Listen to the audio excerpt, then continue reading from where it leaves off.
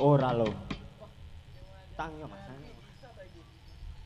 Iki perang apa njaluk digone Dede kene? Piye to Met kok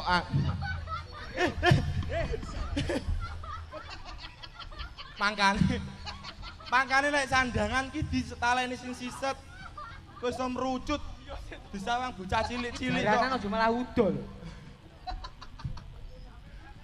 Piye to iki Pak Mudin ki? Mudin barang malah udo iki piye to jane? Anu lekno Mas, iki sampean yo wis perangan to. Atraksi dhisik ngono apa piye? Karo ngenteni kuwi lho benane suwale lho sik. Atraksi nggih, ibu-ibu, adik-adik sedaya. Kok ndak elek suarane iki lho. Mboten. Wah. Tibake Mbak Capun. Ayo kae lho sing ngomong iki Cok.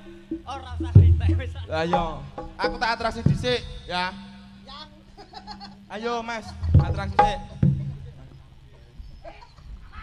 Apa? Lah. Makane lek rung siap ki aja metu dhisik. Atraksi yo lagi kok cepet iki lho. Ayo Mas.